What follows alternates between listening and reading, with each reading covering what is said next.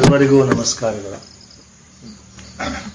ಗುರುವಿನ ಅಪ್ಪಣೆ ಪಡೆದು ಗುರುವಿನ ಆಜ್ಞೆಯಂತೆ ಇವತ್ತಿನ ವ್ಯಾಖ್ಯಾನ ಪ್ರಾರಂಭ. ಗುರುವೇ ಸರ್ವಲೋಕಾನಾಂ ಭಿಷಜೇ ಭವರೋಗಿಣಾಂ ನಿಧಯೇ ಸರ್ವವಿದ್ಯಾನಾಂ ಶ್ರೀದಕ್ಷಿಣಾಮೂರ್ತಯೇ ನಮಃ. ಸದಾಶಿವಸಮಾರಂಭಾಂ ಶ್ರೀಶಂಕರಾಚಾರ್ಯಮಧ್ಯಮಾಂ ಅಸ್ಮದಾಚಾರ್ಯಪರ್ಯಂತಾಂ ವಂದೇ ಗುರುಪರಂಪರಾಂ. ಓಂ ನಮೋ ಭಗವತೆ ವಿರಾಜೇಶ್ವರಾಯ. ಓಂ ಶ್ರೀ ಗಣೇಶಾಯ ನಮಃ. ಓಂ ಮಹಾಸರಸ್ವತ್ಯೈ ನಮಃ. ವಸುದೇವಸುತಂ ದೇವಂ ಕಂಸಚಾಣೂರಮರ್ದನಂ ದೇವಕೀ ಪರಮಾನಂದಂ ಕೃಷ್ಣಂ ವಂದೇ ಜಗದ್ಗುರುಂ. ಮೂಕಂ ಕರೋತಿ ವಾಚಾಲಂ ಪಂಗುಂ ಲಂಘಯತೆ ಗಿರಿಂ ಯತ್ಕೃಪಾತಮಹಂ ವಂದೇ ಪರಮಾನಂದಮಾಧವಂ. ನಾರಾಯಣಂ ನಮಸ್ಕೃತ್ಯ ನರಂ ಚೈವ ನರೋತ್ತಮಂ ದೇವೀಂ ಸರಸ್ವತೀಂ ವ್ಯಾಸಂ ತದೋ ಜಯಮುದೀರಯೇತ್.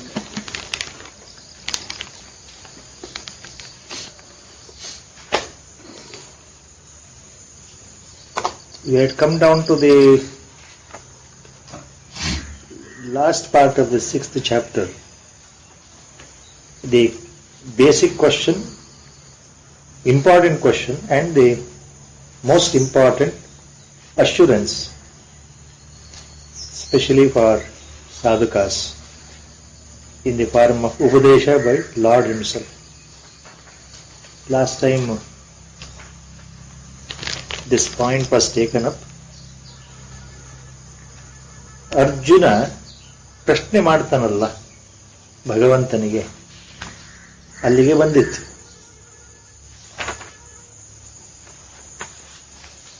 ಮನಸ್ಸು ಬಹಳ ಚಂಚಲ ಪರಮಾತ್ಮ, ಇದನ್ನ ನಾವು ಬಿಗಿ ಹಿಡಿಯೋಕೆ ಆಗಲ್ಲ ಅಂತ ಮೊದಲು ಹೇಳಿಬಿಟ್ಟು ಅರ್ಜುನ ಮತ್ತೆ ಏನ್ ಕೇಳ್ತಾ ಇದ್ದಾನೆ, ಆತನ ಪ್ರಶ್ನೆಯ ಮುಂದುವರೆದ ಭಾಗ.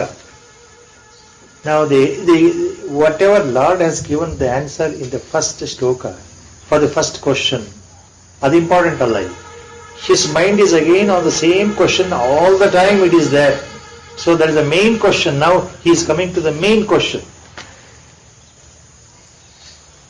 Not bothering about preliminary question. Now Arjuna is asking the main question in 2 shlokas. We had come down to that. ಇನ್ನು 2 ಶ್ಲೋಕಗಳಲ್ಲಿ ಅರ್ಜುನನ ದೊಡ್ಡ ಪ್ರಶ್ನೆ ಇದೆ. ಎಲ್ಲ ಆಚಾರ್ಯರು ಇದಕ್ಕೆ ಭಾಷ್ಯವನ್ನು ಬರೀಬೇಕಾದ್ರೆ ಒಂದು ಮಾತು ಹೇಳಿದ್ದಾರೆ. ಈ ಪ್ರಶ್ನೆ ಭಗವದ್ಗೀತೆಯಲ್ಲಿ ಏನು ಬಂದಿದೆಯೋ ಅದು ಬಹಳ ಮುಖ್ಯವಾದ ಪ್ರಶ್ನೆ. ಈ ಪ್ರಶ್ನೆ ನಮ್ಮೆಲ್ಲರ ಪ್ರಶ್ನೆ ಆಗಿದೆ, ಬಹಳ ಮುಖ್ಯವಾದ ಪ್ರಶ್ನೆ. ನಮ್ಮ ಮನಸ್ಸಿನ ಸಂದೇಹ ಏನಿದೆಯೋ, ಆಯಾ ಕಾಲದಲ್ಲಿ ಪ್ರತಿ ಕಾಲದಲ್ಲಿ ಜನಗಳಿಗೆ ಬರ್ತಕ್ಕಂಥ ಸಂದೇಹಗಳೇನಿದೆಯೋ ಆ ಸಂದೇಹಗಳೆಲ್ಲವೂ ಇಲ್ಲಿದೆ. ಆ ನಮ್ಮ ಮನಸ್ಸಿನ ಸಂದೇಹಗಳೇ ಪ್ರಶ್ನೆ ರೂಪವಾಗಿ ಬಂದಿದೆ. ಇದನ್ನೇ ಭಗವಂತ ಅರ್ಜುನನ ಬಾಯಿಂದ ಪ್ರಶ್ನಾರೂಪವಾಗಿ ಮಾಡಿಸ್ತಾ ಇದ್ದಾನೆ. ಅದಕ್ಕೆ ಉತ್ತರವನ್ನು ತಾನೇ ಕೊಡಬೇಕಲ್ಲ, ಆಶ್ವಾಸನೆಯನ್ನು ಕೊಡಬೇಕು, ಧೈರ್ಯವನ್ನ ಕೊಡಬೇಕು, ಆತನ ಉಪದೇಶವನ್ನು ಕೊಡಬೇಕು. ಇದು ಬಹಳ ಮುಖ್ಯವಾದ ಘಟ್ಟ. 6ನೇ ಅಧ್ಯಾಯ ಭಗವದ್ಗೀತೆ 700 ಶ್ಲೋಕಗಳಲ್ಲಿ ಪ್ರತಿಯೊಂದೂ ಮುಖ್ಯವೇ, ಇಲ್ಲ ಅಂತಲ್ಲ, ನಮ್ಮ ಗುರುಗಳು ಹೇಳ್ತಾ ಇದ್ರು.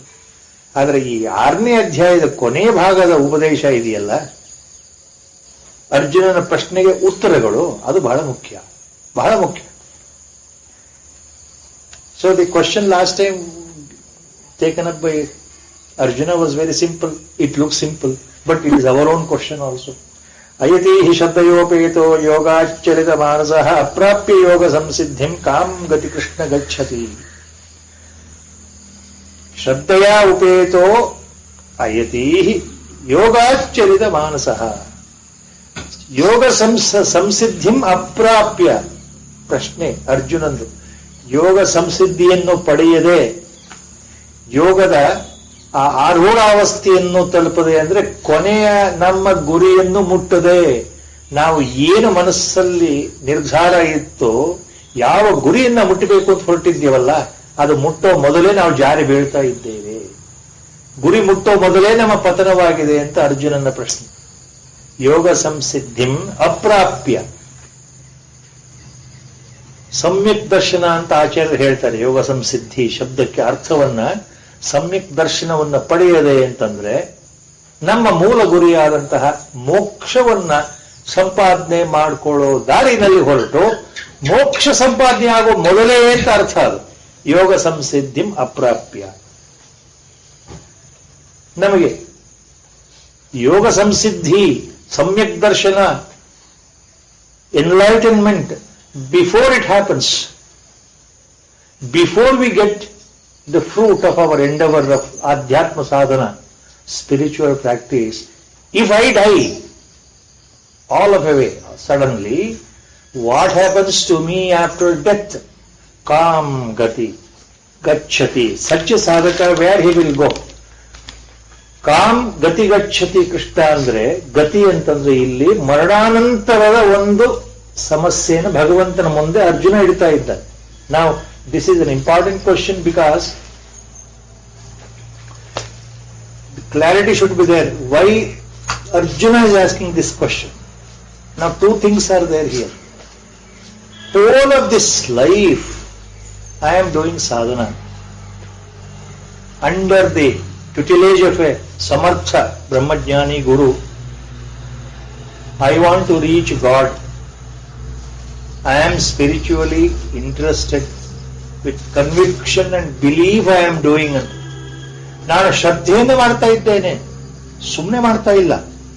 ನನ್ನ ಮನಸ್ಸು ಭಗವಂತನಲ್ಲಿದೆ. ಗುರುಗಳ ಕೃಪೆಯಿಂದ ಭಗವಂತನನ್ನೇ ಹೊಂದಬೇಕು ಅಂತ ಮನಸ್ಸು ಆಸೆಯಾಗಿದೆ. ಈ ಜನ್ಮದಲ್ಲಿ ಸಾಧನೆ ಮಾಡ್ತಾ ಇದ್ದೇನೆ. ಈ ಜನ್ಮದಲ್ಲಿ ನನಗೆ ಗುರಿ ಸಿಗಬೇಕು ಅನ್ನೋ ದೃಷ್ಟಿಯಿಂದಲೇ ಮಾಡ್ತಾ ಇರೋದು. ಇದು ದಟ್ ಇಸ್ ದ ಪಾಯಿಂಟ್. ಆದರೆ ಈ ಜನ್ಮ ಯಾವತ್ತು ಮುಗಿದು ಹೋಗುತ್ತೆ, ಮರಣ ಯಾವತ್ತು ಬರುತ್ತೆ, ಅದು ಪ್ರಾರಬ್ಧಕ್ಕೆ ಅನುಗುಣವಾಗಿ ಜನನ ಸಮಯದಲ್ಲೇ ನಿರ್ಧಾರ ಆಗಿರೋದ್ರಿಂದ, ನನಗೆ ಅದು ಗೊತ್ತಿಲ್ಲದೆ ಇರೋದ್ರಿಂದ, ಸಾವು ಅನ್ನೋದು ಇವತ್ತು ಬರುತ್ತೋ, ಈ ಗಳಿಗೆಯಲ್ಲೇ ಬರುತ್ತೋ, ನಾಳೆ ಬರುತ್ತೋ, ನಾಡದ್ದು ಬರುತ್ತೋ, ಮುಂದಿನ ವಾರ ಬರುತ್ತೋ, ಮುಂದಿನ ತಿಂಗಳು ಬರುತ್ತೋ, ಯಾರಿಗ್ ಗೊತ್ತು ಅನ್ನೋ ಭಾವ ಇದು. ಮುಂದೆ ಬರತಕ್ಕಂತಹ ದೇಹಕ್ಕೆ ಸಂಬಂಧಪಟ್ಟಂತಹ ಮರಣವನ್ನ ನಾವು ಎಂದು ಬರುತ್ತೆ ಅಂತ ನಿರೀಕ್ಷೆ ಇಲ್ಲದೆ ಇರೋದ್ರಿಂದ, ಗೊತ್ತಿಲ್ಲದೆ ಇರೋದ್ರಿಂದ ಸಾಧನಾ ಮಾರ್ಗದಲ್ಲಿ ನಾವು ತೊಡಸ್ಕೊಂಡಾಗ ಸಾವು ಬಂದ್ಬಿಟ್ರೆ, ಆಕಸ್ಮಿಕವಾಗಿ ಮರಣ ಬಂದ್ಬಿಟ್ರೆ ಮುಂದೆ ಏನು ಗತಿ? ಆಗ ನಮ್ಮ ಸಾಧನೆ ನಿಂತು ಹೋಗುತ್ತಾ? ನಮ್ಮ ಗತಿ ಏನು ಅಂದ್ರೆ ಮರಣಾನಂತರದ ಸ್ಥಿತಿ ಏನು ಅಂತ ಅರ್ಜುನನ ಪ್ರಶ್ನೆ. ಈಗ ಪಂಚೇಂದ್ರಿಯಗಳ ಸಹಾಯದಿಂದ ಈ ಶರೀರವನ್ನ ಭಗವತ್ ಸಾಧನೆಗೆ ನಾನು ಮುಡಿಪಾಗಿಟ್ಟಿದ್ದೇನೆ. ಯಾಕಂದ್ರೆ ಧರ್ಮ ಸಾಧನೆಗೆ ಬಂದಿರೋದು ಶರೀರ ಅಂತ ಗೊತ್ತಿದೆ. ಶರೀರ ಮಾತೃಮಿದಂ ಖಲು ಧರ್ಮ ಸಾಧನಂ ಅಂತ ಗೊತ್ತಿದೆ ನನಗೆ. ಕಾಯಾವಾಚ ಮನಸ್ಸನ್ನ ಭಗವತ್ ಸೇವೆಯಲ್ಲಿ ತೊಡಸ್ಕೊಂಡಿದ್ದೇನೆ ಈಗ. ಆದರೆ ಮರಣಾನಂತರದ ಸ್ಥಿತಿ ಏನು? ಶರೀರವೇ ಇರೋದಿಲ್ವಲ್ಲ, ಮನಸ್ಸಿರೋದಿಲ್ವಲ್ಲ, ಬುದ್ಧಿ ಇರೋದಿಲ್ವಲ್ಲ. ಆವಾಗ ನನ್ನ ಗತಿ ಏನು ಅಂತ ಅರ್ಜುನನ ಪ್ರಶ್ನೆ. ಅಂದ್ರೆ ಈ ಶರೀರ ಬಿಟ್ಟ ಮೇಲೆ ಈ ಜೀವದ ಗತಿ ಏನು? ಈ ಜೀವ ಎಲ್ಲಿ ಹೋಗ್ತಾನೆ? ಮುಂದೆ ಸಾಧನೆ ಹೇಗೆ ಸಾಗುತ್ತೆ? How the spiritual practice will continue to this ಜೀವಾತ್ಮ after the death of the body? Or in simple, what happens to me after death? That is the important question. That is the important question and the point here. This is one shloka. Com ಗತಿ ಅನ್ನೋದಕ್ಕೆ, ಮುಂದಿನ ಗತಿ ಏನು ಅನ್ನೋದಕ್ಕೆ, the famous disciple in the lineage of Acharya Ramanuja, ನಂತರ ಬಂದಂತಹ ವೇದಾಂತ ದೇಶಿಕರ್, ಶ್ರೀರಂಗಂ ವೇದಾಂತ ದೇಶಿಕರ್ says, Kam Gati refers to, in his Vyakhana, Vedanta Deshikar says, Arjuna wants to know where I will go, whether I will go to heaven, whether I will go to hell, or in between, or some other world, or in other words, whether I go to any of the Urdhvaloka, upper worlds, or whether I go to Adholoka, lower worlds, or I will be in between. Please tell me. So he is asking not only, now two things ಇಲ್ಲಿ. Com ಗತಿ ಕೃಷ್ಣ ಅಂದ್ರೆ, ನಾನು ಸಾಧನೆ ಮಾಡ್ತಾ ಇದ್ದೇನೆ, ಇದು ಫಲ ಕೊಡಲಿಲ್ಲ, ಫಲ ಕೊಡದಿದ್ರೆ ನನ್ನ ಗತಿ ಏನು? ಜೀವ ಇರೋ ತನಕ ನನ್ನ ಗತಿ ಏನು ಒಂದು ಪ್ರಶ್ನೆ. ಜೀವ ಹೋದ ನಂತರ ಇದನ್ನು ನೋಡೋರು ಯಾರು, ಹೇಳೋರು ಯಾರು? ನನಗೆ ಬುದ್ಧಿನೇ ಇಲ್ವಲ್ಲ, ಆಗ ವಿವೇಕ ಇರೋದಿಲ್ವಲ್ಲ, ಮನಸ್ಸೇ ಇರೋದಿಲ್ವಲ್ಲ, ಏನೂ ಇರೋದಿಲ್ವಲ್ಲ, ಯೋಚನಾ ಶಕ್ತಿನೇ ಇಲ್ವಲ್ಲ ದೇಹ ಬಿಟ್ಟ ಮೇಲೆ. ಮುಂದೆ ನನಗೆ ಗೊತ್ತಿಲ್ವಲ್ಲ ನಾನು ಎಲ್ಲಿರ್ತೀನಿ ಅಂತ. ನನ್ನ ಗತಿ ಏನು ಅಂದ್ರೆ ಭಗವಂತ ದೇಹ ಬಿಟ್ಟ ಮೇಲೆ ನೀನು ಸಿಗ್ತೀಯೋ ಇಲ್ವೋ ಅಂತ ಬಹಳ ಸುಂದರವಾದ ಪ್ರಶ್ನೆ. After death what happens to me ಅಂದ್ರೆ whether I can reach you R not, because the body will die, I don't know when. That is ಇದು ವೇದಾಂತೇಶಿ ಬಹಳ ಚೆನ್ನಾಗಿ ಹೇಳ್ತಾರೆ. ಕಾಮಗತಿ ಅಂತಂದ್ರೆ ನಾನು ನರಕಕ್ಕೆ ಹೋಗ್ತೀನಾ, ಸ್ವರ್ಗಕ್ಕೆ ಹೋಗ್ತೀನಾ, ಪಿತೃಲೋಕಕ್ಕೆ ಹೋಗ್ತೀನಾ, ಇನ್ಯಾವುದರ ಲೋಕಕ್ಕೆ ಹೋಗ್ತೀನಾ, ಮುಂದೆ ಗತಿ ಏನಪ್ಪ ಕೃಷ್ಣ? ಇಷ್ಟು ಸಾಲದು ಅನ್ನೋದಕ್ಕೆ ಮುಂದಿನ ಶ್ಲೋಕ ಇದೆಯಲ್ಲ, ಅದು ಮುಂದಿನ ಶ್ಲೋಕ ಅದೇ ಪ್ರಶ್ನೆ. ಈ ಪ್ರಶ್ನೆಯನ್ನೇ ಒಂದು ಉದಾಹರಣೆಯಿಂದ ಕೇಳ್ತಾ ಇದ್ದಾನೆ ಅರ್ಜುನ. ಏನು? ಕಚ್ಚಿನ್ನೋ ಭಯ ವಿಭ್ರಷ್ಟ ಚಿನ್ನಾಭ್ರಮ ವಿವನಶ್ಯತಿ ಅಪ್ರತಿಷ್ಠೋ ಮಹಾಬಾಹೋ ವಿಮೂಢೋ ಬ್ರಹ್ಮಣಪತಿ.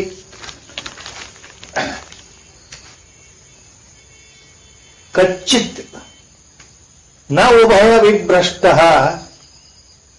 ಚಿನ್ನಾಭ್ರಮ ಇವ. ಚಿನ್ನಾಭ್ರಮ ಇವ means a part of the huge cloud complex separated out. From the whole cloud complex in the sky, one part has detached itself from the Chinna Brahma Iva. So when a part of the cloud gets detached, two things are there. Arjuna Prashna, the example is so beautiful. If the whole cloud is there as a single unit in the sky, possibility, it becomes denser and denser and denser. Precipitation occurs, solidification of the water molecule occurs, and then more dense, then solidification, ice formation, mist formation, fog formation, all these things, and finally water drops will come in the form of rains. So the cloud will burst out in the form of rains when it is thick. But a part of the cloud comes out detached, then like helter-skelter because of the wind force, that small portion of the cloud cannot become dense. It cannot precipitate easily. It gets swayed in the akasha itself by the wind movement and gets dissolved. It becomes thinner and thinner and finally it disappears. ಒಂದು ದೊಡ್ಡದಾದ ಮೋಡದ ಆವರಣ ಇತ್ತು ಅಂದ್ರೆ ಅದು ಮಳೆ ಬರೋ ಸಾಧ್ಯತೆ ಇದೆ. ಅದು ಕಪ್ಪಾಗಿ ಗಾಢವಾಗಿ ಬೆಳೆದು ಅಗಲವಾಗಿ ನೀರಿನಂಶ ಹೆಚ್ಚಾಗಿ ಅದು ಮಳೆ ಸುರಿಸಬಹುದು. ಆ ಮೋಡದ ಒಂದು ಭಾಗ ಕತ್ತರಿಸ್ಕೊಂಡು ಹೊರಗಡೆ ಬಂದ್ಬಿಟ್ರೆ ತೇಲ್ತಾ ಇರುತ್ತೆ ಆಕಾಶದಲ್ಲಿ ಗಾಳಿ ಬೀಸದಾಗಿ. ಆ ಸಣ್ಣ ಭಾಗ ಇದೆಯಲ್ಲ, ನಾವು ನೋಡಿದ್ರೆ ಗೊತ್ತಾಗುತ್ತೆ. ಎಷ್ಟೋ ಮೋಡಗಳು ಸಣ್ಣ ಭಾಗ ಹೋಗ್ತಾ ಇರುತ್ತೆ, ಹರಡಿ ಕೊನೆ ನಮ್ಮ ಕಣ್ಣಿಗೆ ಕಾಣುದು, ಕರಗಿ ಹೋಯ್ತು ಅಂತೀವಿ. ಮೋಡ ಎಲ್ಲ ಹೋಯ್ತು ಅಂದ್ರೆ ಕರಗಿ ಹೋಯ್ತು ಅಂತ ಹೇಳಿ. Smaller the cloud it get disappear very fast. ಅದನ್ನೇ ಆ ಉದಾಹರಣೆನ ಇಲ್ಲೇ ಅರ್ಜುನ ಕೊಡ್ತಾ ಇರೋದು ನಮ್ಗೆ. ಏನ್ ಕೊಡ್ತಾ ಇದ್ದಾನೆ? ಒಂದು ಮೋಡದ ತುಂಡು ಅದು ಕತ್ತರಿಸಿಕೊಂಡು ಹೊರಬಂದು ಆಕಾಶದಲ್ಲಿ ಹತ್ತಿತ್ತ ತಿರುಗಾಡ್ತಾ ಕೊನೆಗೆ ಯಾವ ರೀತಿ ಕರಗೋಗುತ್ತೋ, ಈ ಮೋಡದ ಜೊತೆಗಿದ್ರೆ ಮಳೆ ಸುರಿಸುವಂತಹ ಒಂದು ಅವಕಾಶ ಇತ್ತು ಅದಕ್ಕೆ, ಅಥವಾ ಅದು ಇನ್ನೊಂದು ಮೋಡದ ಜೊತೆಗೆ ಸೇರ್ಕೊಂಡಿದ್ರು ಅದಕ್ಕೆ ಅವಕಾಶ ಇತ್ತು. ಈ ಮೋಡದ ಆಸರೆನೂ ಇಲ್ಲ, ಆ ಇನ್ನೊಂದು ಮೋಡದ ಆಸರೆನೂ ಇಲ್ಲ. Neither now it can go back to the original substratum, the bigger cloud from where it got separated, nor it can reach the distant cloud. So in between it travels and then disappears. Ubhaya vibhrashta ಅನ್ನೋದಕ್ಕೆ ಅರ್ಜುನನ ಉದಾಹರಣೆ. So ಕಚ್ಚಿತ್ ಉಭಯ ವಿಭ್ರಷ್ಟ ಚಿನ್ನಾಭ್ರಮ ಇವ ನಶ್ಯತಿ. The way the cloud gets destroyed, a part of the cloud, a piece of the cloud gets destroyed. Apratishthah mahabaho vimodho brahmanapati. Look, Krishna, now mahabaho word Arjuna is using for Krishna himself. Mahabaho refers to so many things. Mainly valor, most important personality. Mahabahu ಅಂತಂದ್ರೆ ಅಪ್ರತಿಮ ವೀರ ಅಂತ ಅರ್ಥ ಆಗುತ್ತೆ, ಧೈರ್ಯಶಾಲಿ ಅರ್ಥ ಆಗುತ್ತೆ, ಮಹಾನ್ ವ್ಯಕ್ತಿ ಅಂತನೂ ಅರ್ಥ ಆಗುತ್ತೆ. ಉದ್ದವಾದ ಬಾಹುಗಳಿರ್ತಕ್ಕಂಥ ಮಹಾಬಾಹೋ ಅನ್ನೋ ಸಂಬೋಧನೆ ಕೃಷ್ಣ ಅರ್ಜುನನಿಗೆ ಮಾಡ್ತಾನೆ, ಅರ್ಜುನ ಕೃಷ್ಣನಿಗೂ ಮಾಡ್ತಾನೆ, ಒಬ್ಬರಿಗೊಬ್ರು. ಸೊ ಒಬ್ಬ ಯೋಗಿ ಸಾಧನಾ ಪಥದಲ್ಲಿ ತನ್ನ ಆಯುಷ್ಯ ಮುಗಿಯೋದ್ರ ಒಳಗೆ ಆತ ಸಾಧನೆಯಿಂದ ಜಾರಿ ಸಾಧನೆ ತುದಿಯ ಹಂತವನ್ನು ತಲುಪಿದರೆ ಈ ಚೂರಾದ ಮೋಡದ ಹಾಗೆ ಕರಗಿ ಹೋಗಲ್ವಾ ಕೃಷ್ಣ ಅಂತ ಅರ್ಜುನನ ಪ್ರಶ್ನೆ. ವಿಮೂಢ ಬ್ರಹ್ಮಣ ಪತಿ, ಆತನಿಗೆ ಬ್ರಹ್ಮವೂ ಸಿಕ್ಕಿಲ್ಲ, ಸಮ್ಯಕ್ ದರ್ಶನವೂ ಆಗಿಲ್ಲ, ಮೋಕ್ಷವೂ ಪ್ರಾಪ್ತಿಯಾಗಿಲ್ಲ. ಅಪ್ರತಿಷ್ಠ, ಇಲ್ಲಿ ಯೋಗ ಮಾರ್ಗದಲ್ಲೂ ಅವನು ಸರಿಯಾಗಿ ನೆಲೆ ಊರಿಲ್ಲ. ಅಪ್ರತಿಷ್ಠ ಅನ್ನೋದಕ್ಕೆ ಎರಡು ಅರ್ಥ ಇದೆ, ಎರಡು ವ್ಯಾಖ್ಯಾನ ಇದೆ. ಅಪ್ರತಿಷ್ಠ ಅಂತಂದ್ರೆ ಸಂಸಾರದಲ್ಲೂ ಆತ ಸರಿಯಾಗಿ ಸಂಸಾರ ಸುಖವನ್ನೂ ಕಾಣಲಿಲ್ಲ ಅಂತ ಅರ್ಥ. ಸಾಮಾನ್ಯರ ಹಾಗೆ, like all other people, he never enjoyed the worldly comforts. He never bothered about worldly life because he was under strict sadhana mode. The yogi was in sadhana mode. He was totally engrossed in spiritual practice. That is one meaning. Apratishta. He was not enjoying all the comforts of the normal life, worldly life, like other worldly people and artha. Apratishta, another vyakhana given by acharyas, especially Shankaracharya, Bhagavad Pada, is Apratishta means though he wanted to follow Nishkama Karma Yoga, he somehow could not follow that Karma Yoga also. Though he did all the karmas, he did karmas with desires, with ಕಾಮ್ಯ ಕರ್ಮಗಳು. ಆಸೆಯಿಂದ ಮಾಡ್ತಾ ಹೋಗಿದ್ದಾನೆ ಹೊರತು ಪೂರ್ತಿ ಆಸೆಯನ್ನ ಬಿಟ್ಟು, ಫಲದ ಅಪೇಕ್ಷೆಯನ್ನ ಬಿಟ್ಟು ಕರ್ಮ ಮಾಡಲೇ ಇಲ್ಲ. ಅದು ಕರ್ಮಯೋಗದಿಂದಲೂ ಜಾರಿದ್ದಾನೆ ಅಂತ ತೋರಿಸುತ್ತೆ ಒಬ್ಬ ಯೋಗಿ. ಕರ್ಮಯೋಗವನ್ನು ಮಾಡ್ಕೊಂಡು ಬಂದಿದ್ದೇನೆ ಅಂತ ಹೇಳ್ತಕ್ಕಂಥ ಯೋಗಿ ಕರ್ಮಯೋಗವನ್ನು ಸರಿಗೆ ಮಾಡ್ತಾ ಇಲ್ಲ ಅಂತ ಅರ್ಥ ಆಗತ್ತೆ. ಅಪ್ರತಿಷ್ಠ ಅಂತ ಎರಡೂ ಅರ್ಥ ನೆನ್ಪಿಟ್ಕೊಳ್ಬೇಕು. ಅರ್ಜುನನ ಪ್ರಶ್ನೆ ಎರಡು ಅರ್ಥದಲ್ಲೂ ಇದೆ. ನೋಡಪ್ಪ Krishna, neither I enjoyed worldly pleasures, worldly life like others. At least satisfaction. Others, if people think that I am a mad fellow, people think that I am not like them. So I have not enjoyed. I have seen them enjoying the whole life, all the comforts which I have not enjoyed. So I have come away from that normal worldly life. I have entered the spiritual path. But here also I have not received the grace. I have not received the grace of the Guru or God Himself. ಆಧ್ಯಾತ್ಮ ಮಾರ್ಗದಲ್ಲಿ ಇಲ್ಲೂ ನನಗೆ ಜಯ ಸಿಗಲಿಲ್ಲ, ಇಲ್ಲಿಯೂ ನನಗೆ ಸುಖ ಸಿಗಲಿಲ್ಲ. ಸುಖ ಅಂದ್ರೆ ಜಯ ಸಿಗಲಿಲ್ಲ, ನಾನು ಗುರಿ ಮುಟ್ಟಲಿಲ್ಲ. ಪ್ರಾಪಂಚಿಕ ಜೀವನವನ್ನೂ ನಾನು ಕಾಣಲಿಲ್ಲ, ಅದನ್ನು ಬಿಟ್ಟು ಇಲ್ಲಿ ಬಂದೆ.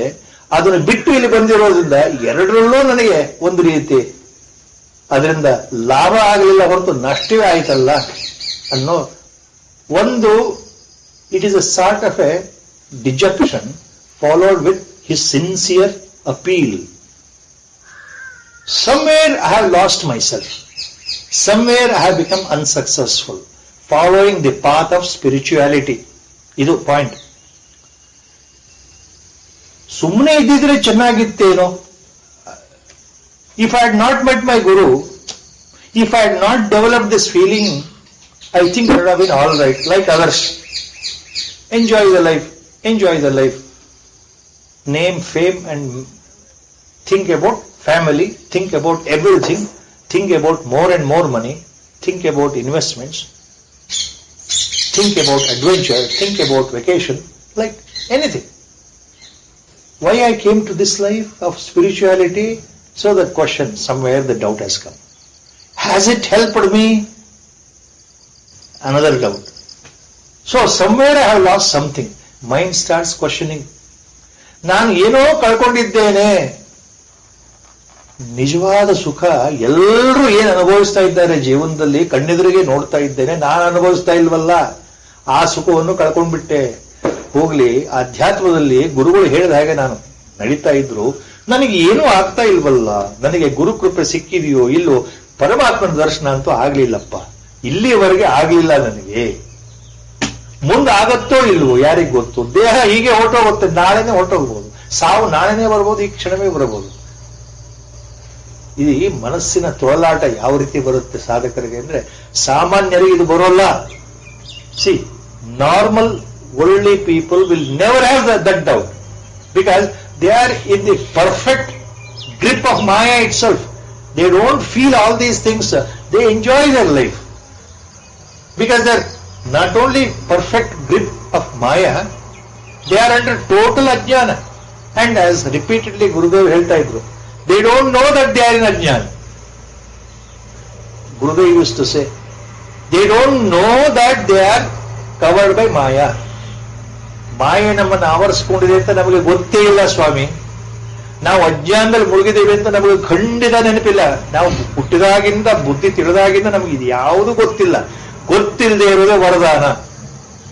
ಗೊತ್ತಿಲ್ಲದೆ ಇರೋದು it's a God's gift. So we are enjoying our life with all our sufferings. We are enjoying the life. So ಇದನ್ನ when you compare this, sadhaka's mind starts questioning all these things. A spiritual aspirant will start questioning, so something is wrong with me. That is a question Arjuna is putting. ನಾನು ಏನೋ ತಪ್ಪು ಮಾಡಿಬಿಟ್ನೋ ಏನೋ. Have I really gone wrong? All my life, have I wasted my precious life? Now I am 40-year-old, I am 30-year-old, say 60-year-old, 70-year-old. So all these days have I wasted my life? ಅನ್ನೋ ಪ್ರಶ್ನೆ. See, that is exactly ಅಪ್ರತಿಷ್ಠಃ ವಿಮೂಢಃ ಬ್ರಹ್ಮಣತ್ಪತಿ. So neither here nor there. So according to Acharya, Bhagavad-pada definition, ubhaya vibhrashtah means neither you got the siddhi in karma yoga nor you got siddhi in dhyana yoga. That is jnana yoga, ಸಾಂಖ್ಯನಿಷ್ಠ, ಸಾಂಖ್ಯ ಮಾರ್ಗ. ಸಾಂಖ್ಯದಲ್ಲೂ ಸಿದ್ಧಿ ಆಗಲಿಲ್ಲ, ಕರ್ಮಯೋಗದಲ್ಲೂ ಯೋಗ ಮಾರ್ಗದಲ್ಲೂ ಸಿದ್ಧಿ ಪಡಲಿಲ್ಲ ಅನ್ನೋದು ಅವರ ವ್ಯಾಖ್ಯಾನ. ಯೋಗ ಭ್ರಷ್ಟ ಅಂತ. So ಕರ್ಮ ಮಾರ್ಗ ಮತ್ತು ಧ್ಯಾನ ಮಾರ್ಗ ಅಥವಾ ರಾಜಮಾರ್ಗ ಅಥವಾ ಯೋಗ ಮಾರ್ಗ ಎರಡರಲ್ಲೂ ಒಬ್ಬ ವ್ಯಕ್ತಿ ಸಂಸಿದ್ಧಿಯನ್ನ, ಗತಿಯನ್ನ ಪಡೆಯದೆ ಕೆಳಗಡೆ ಜಾರಿ ಬಿದ್ದು ಹೋದ್ರೆ ಆತನ ಗತಿ ಏನು ಮುಂದೆ? So what happens to him later after death? That is a question. That is a question. So this is a very important question for all of us. ಗುರುಗಳು ಇದನ್ನು ಹೇಳ್ತಾ ಇದ್ರು. ಏನ್ ಹೇಳ್ತಾ ಇದ್ರು ಅಂದ್ರೆ, ಭಗವದ್ಗೀತೆ ಅರ್ಥ ಮಾಡ್ಕೊಳ್ಳೋದು ಯಾಕೆ ಕಷ್ಟ ಅಂದ್ರೆ, ಪ್ರತಿಯೊಂದು ಇಲ್ಲಿ ಬಹಳ ಸೂಕ್ಷ್ಮವಾಗಿ ಅರ್ಥ ಮಾಡ್ಕೊಳ್ಬೇಕಾಗತ್ತೆ. ಮೇಲ್ನೋಟದ ಅರ್ಥ ಜೊತೆಗೆ ಒಳಗಡೆ ನೀವು ಹೋಗಿ go deeper into that, then you will understand. Now, and finally Arjuna concludes with his final remark on the same question. ನನಗೆ ಯಾವ ಗತಿ ಇದೆ ಗೊತ್ತಾಗ್ತಾ ಇಲ್ವಲ್ಲಪ್ಪ ಕೃಷ್ಣ. ಏತನ್ ಮೇ ಸಂಶಯಂ ಕೃಷ್ಣ ಛೇತ್ತುಂ ಅರ್ಹಸ್ಯ ಶೇಷತಃ ತ್ವದನ್ಯ ಸಂಶಯಸ್ಯಾಸ್ಯ ಛೇತ್ತಾನ ಶಿವಪದ್ಯತೆ ಛೇತ್ತಾನ ಹಿ ಉಪಪದ್ಯತೆ ಛೇತ್ತಾನ ಶಿವಪದ್ಯತೆ ಏತನ್ಮೇ ಸಂಶಯಂ ಕೃಷ್ಣ ಛೇತ್ತುಂ ಅರ್ಹಸಿ ಅಶೇಷತಃ ಅಶೇಷತಃ ಛೇತ್ತುಂ ಅರ್ಹಸಿ ತ್ವಂ ಅಂತ. ಕೃಷ್ಣ, ನೀನು ಒಬ್ಬನೇ ಅಪ್ಪ ನನಗೆ ಈ ಸಂಶಯವನ್ನು ಹೋಗಲಾಡಿಸ್ಲಿಕ್ಕೆ ಸರಿಯಾಗಿರ್ತಕ್ಕಂಥ ವ್ಯಕ್ತಿ ಅಂತ ಕಾಣೋದು. ಐ ಥಿಂಕ್ ಮೈ ಡಿಯರ್ ಸಖ, you are the only person who can clarify this doubt to me. It's so simple, direct. First line appears very simple. ಏತನ್ಮೇ ಸಂಶಯಂ, ಈ ಸಂಶಯ ಯಾವ ಸಂಶಯ? ವಾಟ್ ಹ್ಯಾಪನ್ಸ್ ಟು ಮೀ ಅಂದ್ರೆ, ಅರ್ಜುನ ಕೇಳ್ತಾ ಇರೋದು ಅವನಿಗೋಸ್ಕರ ಅಲ್ಲ, ನಮಗೋಸ್ಕರ ಕೇಳ್ತಾ ಇರೋ ಪ್ರಶ್ನೆ. ಆಧ್ಯಾತ್ಮ ಮಾರ್ಗದಲ್ಲಿ ನಾನು ಯಾವ ಸಿದ್ಧಿಯನ್ನು ಪಡೆದೆ ಸತ್ತು ಹೋದ್ರೆ ಅಂತ. ಈಗ ಮಾಡಿದ್ದೆಲ್ಲ ವೇಸ್ಟ್ ಆಯ್ತಲ್ಲ, ಅಥವಾ ನಾನೀಗ ಹೋಗ್ತಾ ಇರೋ ದಾರಿ ಸರಿಗಿದೆಯೋ ಇಲ್ಲೋ? ಆಧ್ಯಾತ್ಮ ಮಾರ್ಗದಲ್ಲಿ ಬಂದ್ಬಿಟ್ಟಿದ್ದೇನಲ್ಲ, ಗುರುಗಳ ಹತ್ರ ಬಂದ್ಬಿಟ್ಟಿದ್ದೇನಲ್ಲ, ಗುರುಗಳು ಹೇಳಿದ್ದನ್ನ ನಾನು ಮಾಡ್ತಾ ಇದ್ದೇನಲ್ಲ ಒಳ್ಳೆ ಮನಸ್ಸಿಂದ, ಶ್ರದ್ಧೆಯಿಂದ, ಅದು ಸರಿನೋ ತಪ್ಪೋ ಅಂತ ಈ ಸಂಶಯ. You are the only person who can remove this doubt from the root at the base level itself. Krishna ಅಂದ್ರೆ the first line indicates that such doubts can be answered only by God ಅಂತ ಅರ್ಥ. ಏ ಬ್ರಹ್ಮಜ್ಞಾನಿ ಗುರು ಅಂತ ಅರ್ಥ. ಗುರು ಬೇರೆ ಅಲ್ಲ, ಪರಮಾತ್ಮ ಬೇರೆ ಅಲ್ಲ. ಆದ್ದರಿಂದ ಈ ಪ್ರಶ್ನೆ, ಈ ಮೊದಲನೇ ಚರಣ ಇದೆಯಲ್ಲ, ಏತನ್ನೇ ಸಂಶಯಂ ಚೇತ್ತುಂ ಅರ್ಹಸಿ ಅಶೇಷತಃ means whatever answer you want for your spiritual field, only God is a final answer. God is the final goal. He will give the final answer. Hage question. In appropriate time, the feeling will be there in the mind, in the heart. From the heart, the answer will come. ಹೃದಯದ ಒಳಗೆ ಇರತಕ್ಕಂಥ ಪರಮಾತ್ಮ ಹೃದಯದಲ್ಲೇ ನಮಗೆ ಉತ್ತರವನ್ನು ಕೊಡ್ತಾನೆ. ಕಾಲ ತಡಿಬೇಕಷ್ಟೆ, ತಾಳ್ಮೆಯಿಂದ ಕಾಯಬೇಕು. ಅಥವಾ ಯಾವ ಪರಮಾತ್ಮ ಆಕಾರದಲ್ಲಿ ಮಾನವಾಕಾರದಲ್ಲಿ ನಮ್ಮ ಎದುರಿಗೆ ಗುರು ರೂಪದಲ್ಲಿ ಬಂದಿದ್ದಾನೋ ಆ ಗುರು ಪರಮಾತ್ಮನೇ ನಮಗೆ ಸಂಶಯವನ್ನು ಬಗೆಹರಿಸ್ತಾನೆ ಅಂತ ಅರ್ಥ. ಅದು ಏತನ್ಮೇ ಸಂಶಯಂ ಕೃಷ್ಣ ಚೇತ್ತುಂ ಅರ್ಹಸಿ ಅಶೇಷತಃ ತದನ್ಯ ಸಂಶಯಸ್ಯಾಸ್ಯ ಚೇತ್ತಾನ ಹಿ ಉಪಪದ್ಯತೆ. ನಿನ್ನ ಬಿಟ್ರೆ ಬೇರೆಯವರು ಈ ಸಂಶಯಕ್ಕೆ ಉತ್ತರ ಕೊಡ್ಲಿಕ್ಕೆ ಸಾಧ್ಯ ಇಲ್ಲ. So what happens to the soul after my death? What happens to me after my death? Whether I go to hell or heaven or ಪಿತೃಲೋಕ ಆರ್ ಸಮ್ ಅದರ್ ಲೋಕ, ವೆದರ್ ಐ ಗೋ ಟು ಅಧೋಲೋಕ or ಊರ್ಧ್ವಲೋಕ, whether this spiritual practice, what I have done so far in this life, whether it will yield any fruit or it is a waste. Again I have to start from fresh. See, these are the questions, and you are the only Lord person. You can give the answer for this. ನಿನ್ನ ಬಿಟ್ರೆ ಈ ಪ್ರಶ್ನೆಗಳಿಗೆ ಉತ್ತರ ಹೇಳಲಿಕ್ಕೆ ಯಾರಿಗೂ ಸಾಧ್ಯ ಇಲ್ಲಪ್ಪ. So you are the one who has to cut my doubts. What happens to me after death in this spiritual line? ಇದು ಪ್ರಶ್ನೆ. ಈಗ ಬರೋ ಉತ್ತರಗಳಿದೆಯಲ್ಲ, ಇನ್ನು ಮುಂದೆ ಬರೋ ಉತ್ತರಗಳು ಅದೇ ಮುಖ್ಯವಾದ. ಈ ಉತ್ತರಗಳನ್ನು ಯಾವಾಗ ನೆನಪಲ್ಲಿ ಇಟ್ಕೊಳ್ಬೇಕು? ನಮ್ಮ ಗುರುಗಳು ಹೇಳ್ತಾ ಇದ್ರು, ಭಗವದ್ಗೀತೆಯಲ್ಲಿ ಕೃಷ್ಣ ಅಲ್ಲಲ್ಲಿ ಆಯಾ ಅಧ್ಯಾಯಗಳಲ್ಲಿ ಮುಖ್ಯವಾದ ಕೆಲವು ಉಪದೇಶ ಕೊಟ್ಟಿದ್ದಾನಲ್ಲ, ಆ ಮುಖ್ಯವಾದ ಉಪದೇಶಗಳನ್ನ ಮನಸ್ಸಲ್ಲಿ ಯಾವಾಗಲೂ ಮೆಲಕ್ ಹಾಕ್ಬೇಕಪ್ಪ ಅಂತ ಹೇಳ್ತಾ ಇದ್ರು. ನಾವು ದಿ ಆನ್ಸರ್ ಸ್ಟಾರ್ಟ್ಸ್ ಭಗವಾನ್ ವಾಚ.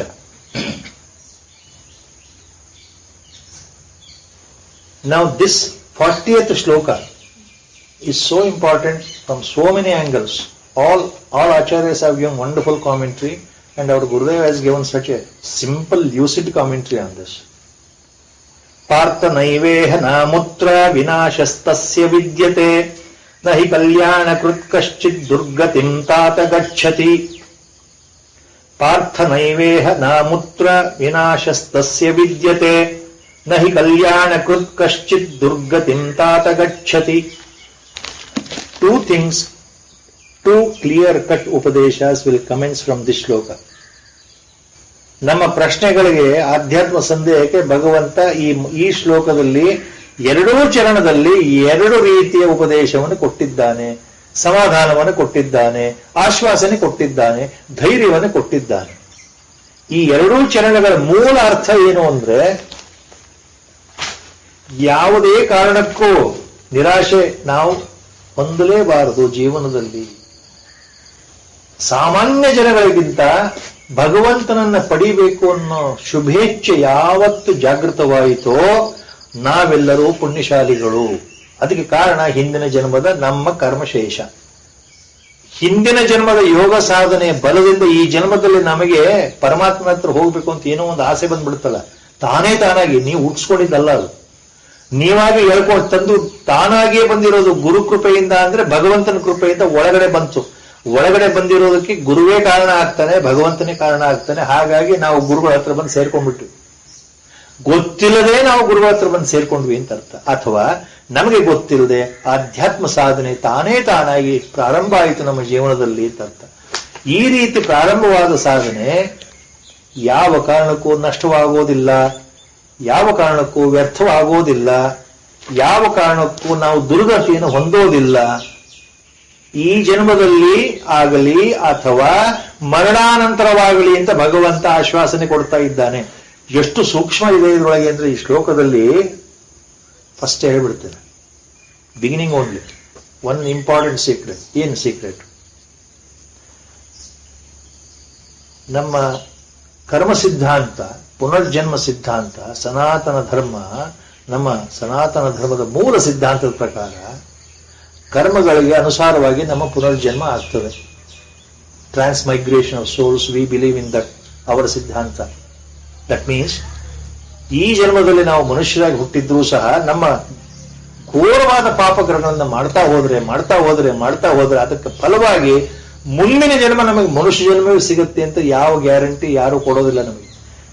ಯಾವ ಮಹಾತ್ಮರು ಕೊಟ್ಟಿಲ್ಲ, ನಮ್ಮ ಶಾಸ್ತ್ರ ಗ್ರಂಥಗಳು ಕೊಟ್ಟಿಲ್ಲ, ಉಪನಿಷತ್ತುಗಳು ಹೇಳಿಲ್ಲ.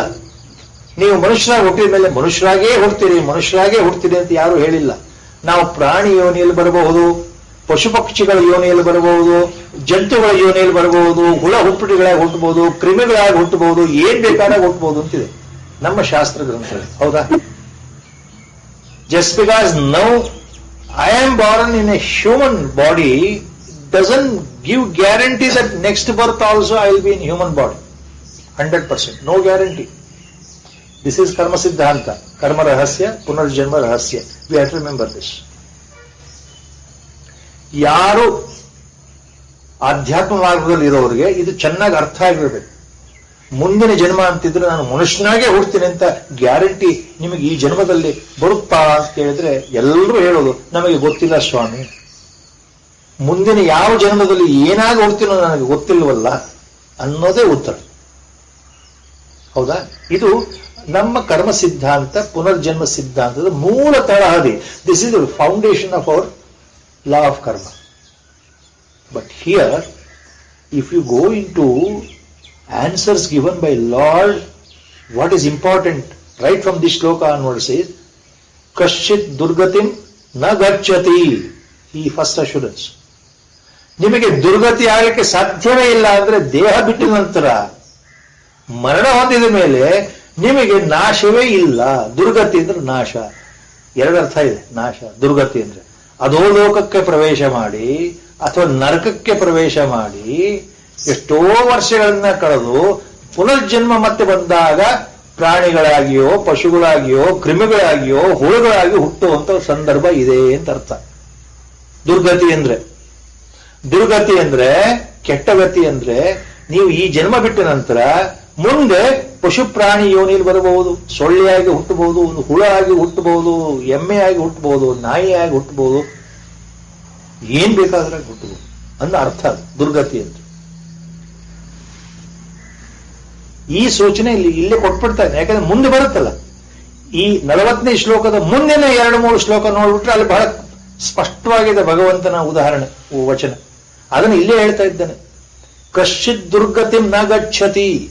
ಆಧ್ಯಾತ್ಮ ಸಾಧನೆಯಲ್ಲಿ ಇರ್ತಕ್ಕಂಥ ಯಾವ ವ್ಯಕ್ತಿಯಾಗಲಿ ಆತ ಮರಣಾನಂತರ ದುರ್ಗತಿಯನ್ನು ಹೊಂದಲು ಸಾಧ್ಯವಿಲ್ಲಪ್ಪ. ಖಂಡಿತ ನಾಶ ಆಗೋದಿಲ್ಲ.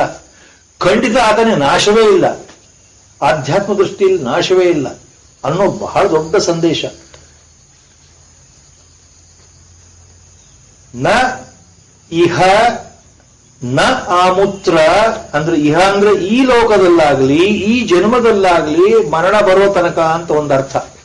ನ ಇಹ ಅಂದ್ರೆ ಈ ಇಹಲೋಕದಲ್ಲಿ ಅಂದ್ರೆ ಈ ದೇಹದಲ್ಲಿ ನಾನು ಜೀವನ ಮಾಡ್ತಾ ಇದ್ದೀನಲ್ಲ, ಈ ಮರಣ ಬರೋವರೆಗೆ ಈ ಲೋಕದಲ್ಲಿ, ಈ ಮರ್ತ್ಯಲೋಕದಲ್ಲಿ ಅಂದ್ರೆ ಈ ಕ್ಷಣದಲ್ಲಿ, ಈ ವರ್ತಮಾನ ಕಾಲದಲ್ಲಿ. ನ ಇಹ ನ ಆಮೂತ್ರ. ಮರಣಾನಂತರ ಪರಲೋಕದಲ್ಲೇ ಆಗಲಿ. ಆಮೂತ್ರ means the other world after death. ಆಮೂತ್ರ ನರಕ ಆಗಿರಬಹುದು, ಸ್ವರ್ಗ ಆಗಿರ್ಬೋದು, ಇನ್ಯಾವುದೋ ಪುಣ್ಯಲೋಕ ಆಗಿರಬಹುದು, ಅಥವಾ ಅಸುರಲೋಕ ಆಗಿರಬಹುದು, ಏನೇ ಆಗಿರಬಹುದು, ಪಿತೃಲೋಕ ಆಗಿರಬಹುದು. ಮರಣಾನಂತರ ನಾವು ಯಾವ ಅವಸ್ಥೆಯಲ್ಲಿ ಇರ್ತೀವಲ್ಲ, ಯಾವ ಲೋಕ ಅಂದ್ರೆ ಇಲ್ಲಿ symbol, in what state we are at, that is called ಲೋಕ. ಅದು ಆಮೂತ್ರ. ಆಮೂತ್ರ ಮೀನ್ಸ್ ಆಫ್ಟರ್ ಡೆತ್. ಸೊ ನ ಇಹ ನ ಆಮೂತ್ರ ವಿನಾಶ ತಸ್ಯ ವಿದ್ಯತೆ. ನಿನಗೆ ಈ ಜನ್ಮದಲ್ಲಾಗಲಿ ಈಗ ಈ ಕ್ಷಣದಲ್ಲಿ ನೀನು ಸಾವು ಬರೋ ತನಕ ಈ ಇಹಲೋಕದ ಜನ್ಮ ಇದೆಯಲ್ಲಪ್ಪ ಅರ್ಜುನ ಅಂದ್ರೆ ಭಗವಂತ ನಮಗೆ ಹೇಳ್ತಾರೆ, ನೋಡಪ್ಪ ಈಗ ನೀನು ಬದುಕಿದೀಯಲ್ಲ, ಇಹ ಅಂದ್ರೆ ಇಹಲೋಕ, ಈಗ ಬದುಕಿದೀಯಲ್ಲ ಸಾಯೋವರೆಗೆ, ಈ ಕ್ಷಣದಲ್ಲಿ ಸಾಯೋವರೆಗೆ, ಮತ್ತೆ ಸತ್ತ ನಂತರ ಆಮೂತ್ರ, ಮರಣಾನಂತರ ಯಾವುದೋ ಒಂದು ಲೋಕಕ್ಕೆ ಹೋಗ್ತೀಯಲ್ಲ, ಯಾವುದೋ ಒಂದು ಲೋಕ ಪ್ರಾಪ್ತಿ ಆಗತ್ತಲ್ಲ, ಅಲ್ಲೂ ಸಹ ಅಂತ ಅರ್ಥ. ನ ಇಹ ನ ಆಮೂತ್ರ ವಿನಾಶ ತಸ್ಯ ನ ವಿದ್ಯತೆ.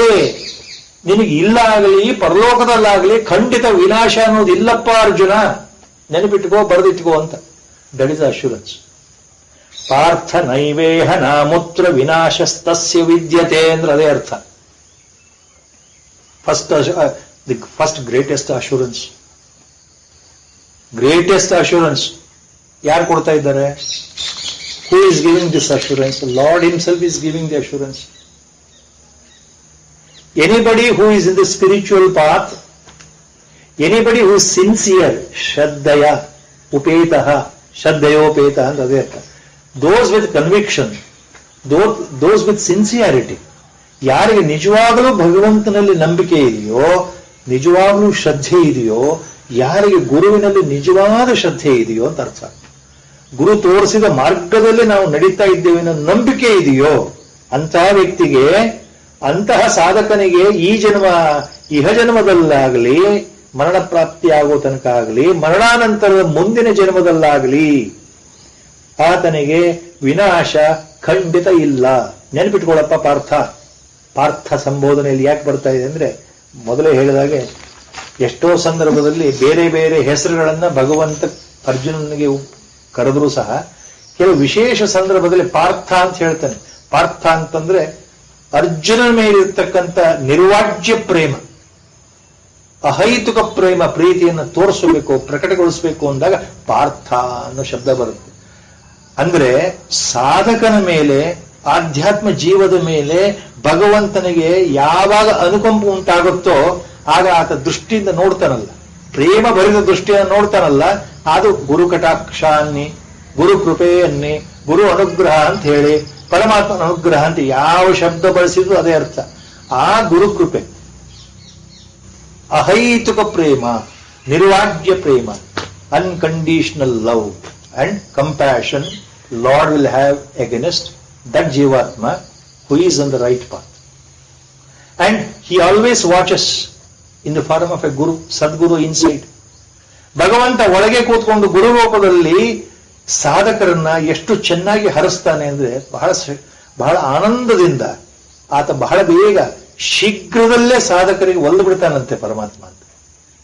ಬಿಕಾಸ್ ಮಾಯೆ, ತನ್ನದೇ ಮಾಯೆ ಪ್ರಭಾವದಿಂದ ಎಲ್ಲರೂ ಆಟ ಆಡಿಕೊಂಡು ಮಾಯೆಯ ಒಳಗೆ ಸಿಕ್ಕಾಕೊಂಡು ಅಜ್ಞಾನದಲ್ಲಿ ಸಿಕ್ಕಾಕೊಂಡು ಜನನ ಮರಣ ಅನ್ನೋ ಈ ವೃತ್ತದಲ್ಲಿ ಸಿಕ್ಕಾಕೊಂಡು ಒದ್ದಾಡ್ತಾ ಇರೋದನ್ನು ನೋಡ್ತಾ ಇದ್ದಾನಲ್ಲ, ಅಂತಹ ಲಕ್ಷಾಂತರ ಜನರಲ್ಲಿ ಒಬ್ಬ ನನ್ನ ಹತ್ರ ಬರ್ತಾನೆ, ಒಬ್ಬ ನನ್ನನ್ನು ಪಡಿಬೇಕು ಅಂತ ಬರ್ತಾ ಇದ್ದಾನೆ ಅಂದ್ರೆ ಭಗವಂತನಿಗೆ ಮಹದಾನಂದ ಅಂತ. That is how the Guru always shows unconditional compassionate love towards his disciple or shishyas or devotees. So there is no difference between Guru and God ಅಂತ ಅರ್ಥ. ಅದನ್ನೇ ಇಲ್ಲಿ ಪಾರ್ಥ ಅನ್ನೋ ಶಬ್ದದಲ್ಲಿ ನಾವು ಕಾಣೋದು. The compassion and the love of the god towards Arjuna by calling him by this name Partha. And another point, second line, there is one word used here. Nahi kalyana kaschit nahi kalyana krut kaschit durgatim tata gacchati. Tata no word.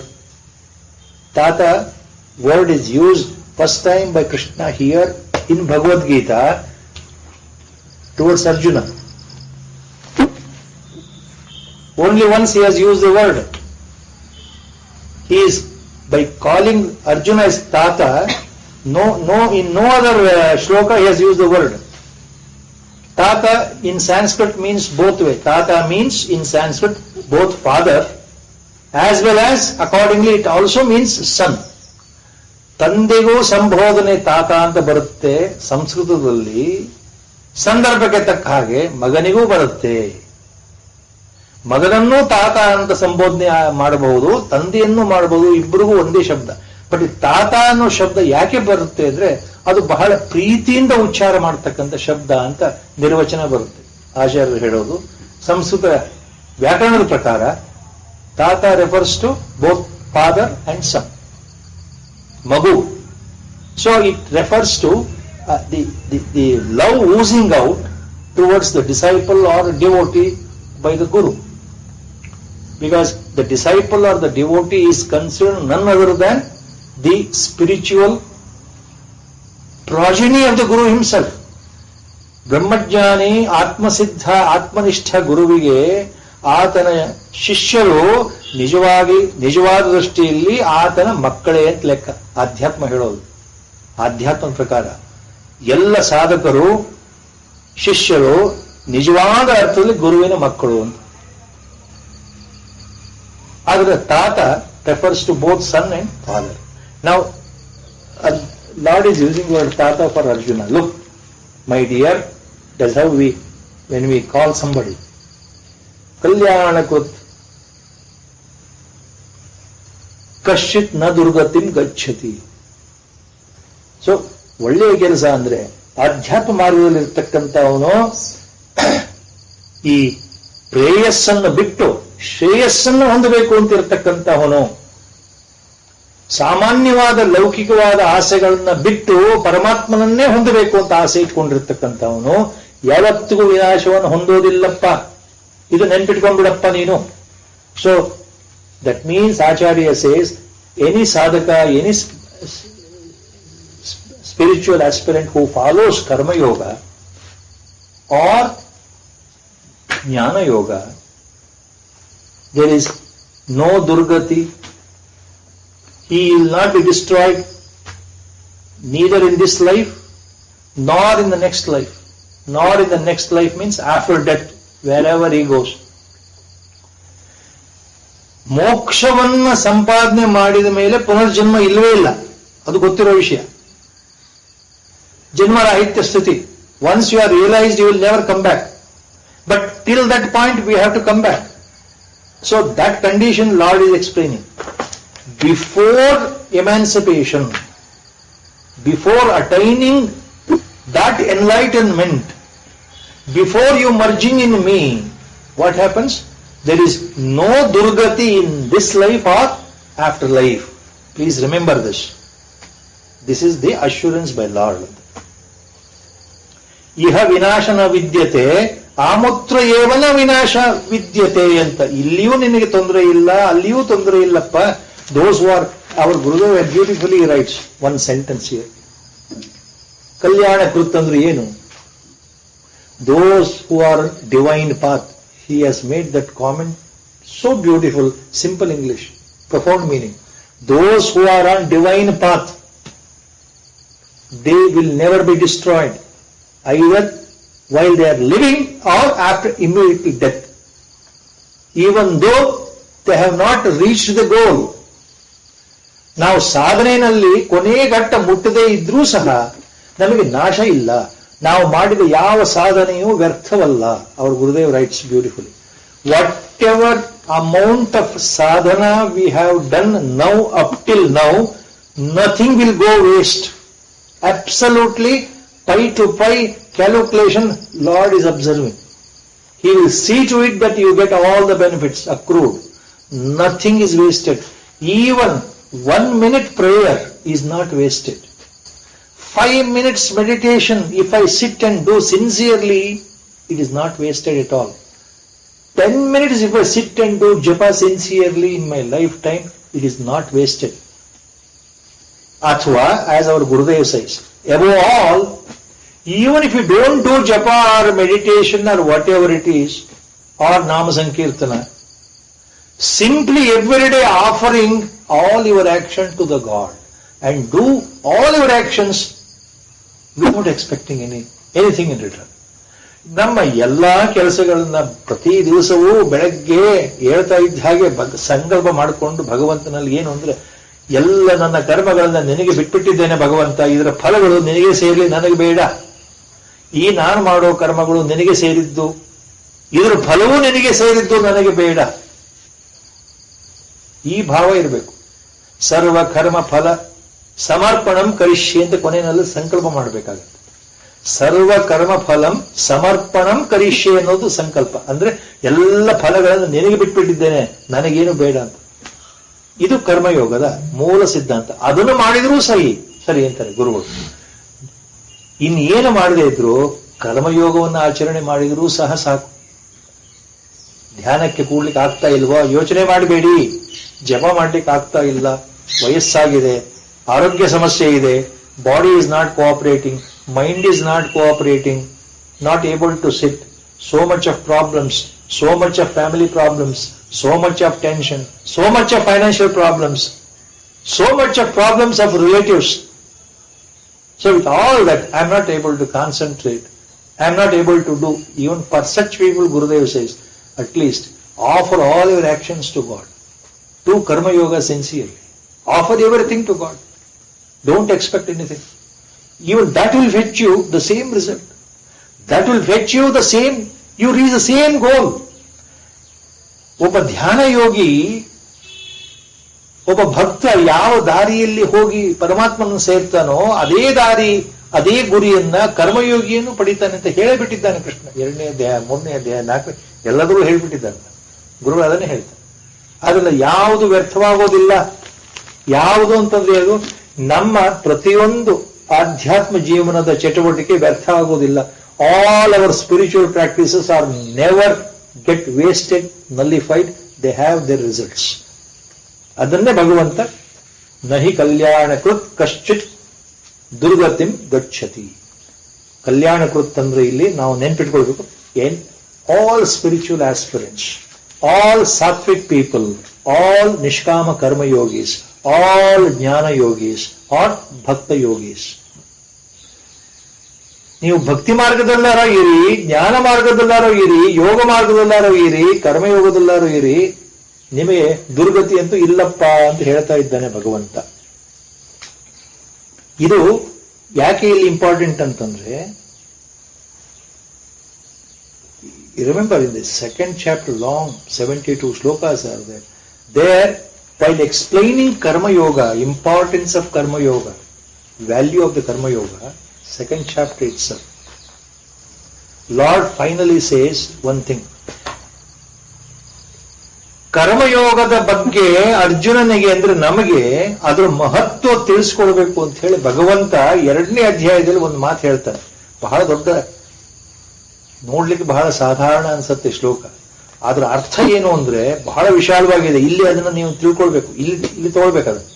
ಯಾವುದು ಭಗವಂತ ಏನ್ ಹೇಳ್ತಾನೆ ಅರ್ಜುನನಿಗೆ ಅಲ್ಲಿ 2ನೇ ಅಧ್ಯಾಯದಲ್ಲಿ, ಕರ್ಮಯೋಗದ ನ ಇಹ ಅಭಿಕ್ರಮ ನಾಶೋಸ್ತಿ ಪ್ರತ್ಯವಾಯೋ ನ ವಿದ್ಯತೆ ಅಂತ ಹೇಳ್ತಾನೆ.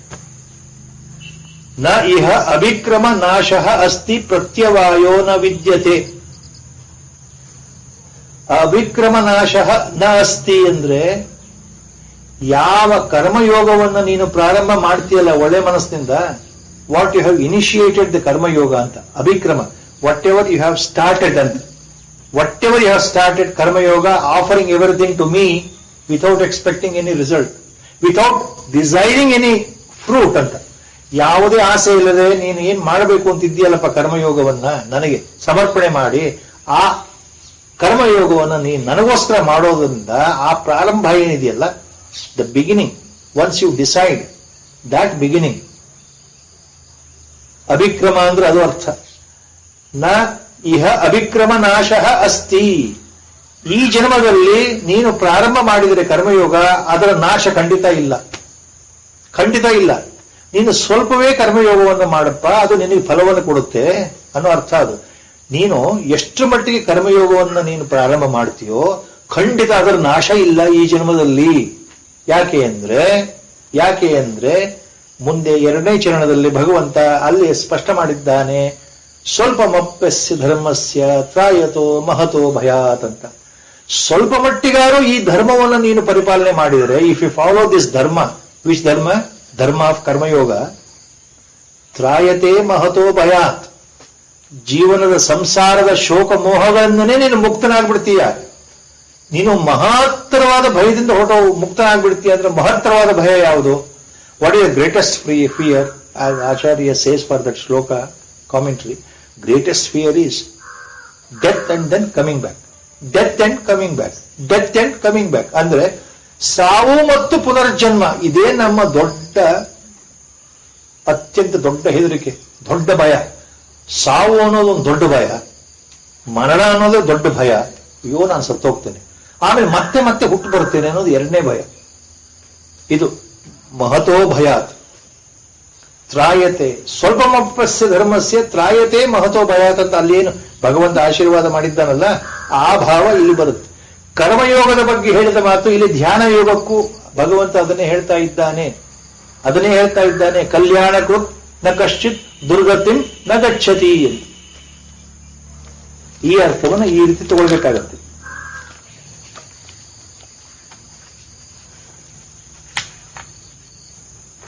ಇದು ಇಷ್ಟು ಹೇಳಿದರೆ ನಮಗೆ ಅರ್ಥ ಆಗೋದಿಲ್ವಲ್ಲ. ಸೊ ಇವಾಗ ಏನ್ ಮಾಡಬೇಕು, ಭಗವಂತ ಇಲ್ಲಿ ಬಹಳ ಸ್ಪಷ್ಟವಾಗಿ ಎರಡು ವಿಷಯಗಳನ್ನು ಹೇಳ್ತಾ ಇದ್ದಾನೆ. We have to remember these two things separately very clearly before we go to the next shlokas. After death was a question of Arjuna. What happens to me after death? Where I will end up after death? See, for a sadhaka, for a spiritual aspirant, these doubts are very common.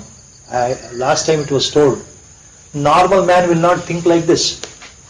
Normal person, ಸಾಮಾನ್ಯರಿಗೆ ಯೋಚನೆ ಬರೋದೇ ಇಲ್ಲ. ಸಾಮಾನ್ಯರು ಅಂದ್ರೆ ಪ್ರಾಪಂಚಿಕರಿಗೆ ಯೋಚನೆ ಖಂಡಿತ ಬರೋದಿಲ್ಲ. ಸಾವು ಅನ್ನೋದ್ರ ಬಗ್ಗೆನೇ ಗಮನ ಇರಲ್ಲ. ಸುತ್ತಲೂ ಸಾವನ್ನ ನೋಡ್ತಾ ಇದ್ರು, ನಾನು ಸಾಯ್ತೇನೆ ಅನ್ನೋ ಗಮನವೇ ಇರೋದಿಲ್ಲ. ನಾನು ಒಂದು ದಿವಸ ಸಾಯ್ತೇನೆ ಅಂತ ಅವ್ರಿಗೆ ಅನಿಸೋದೇ ಇಲ್ಲ. ಸತ್ತ ಮೇಲೆ ನಾನು ಎಲ್ಲಿ ಹೋಗ್ತೇನೆ ಅಂತ ಖಂಡಿತ ಅವ್ರಿಗೆ ಅದ್ರ ಬಗ್ಗೆ ಯೋಚನೆ ಬರೋಲ್ಲ ಸಾಮಾನ್ಯರಿಗೆ ಅಂತ ಅರ್ಥ. ಈ ಅಧ್ಯಾತ್ಮದಲ್ಲಿ ಇಂಥ ಯೋಚನೆಗಳು ಬಹಳ. ನಂದು ಏನಾಗತ್ತೆ ಗತಿ? ಕುತೂಹಲ. What happens after death? That is the greatest sort of inquisitive nature of the mind.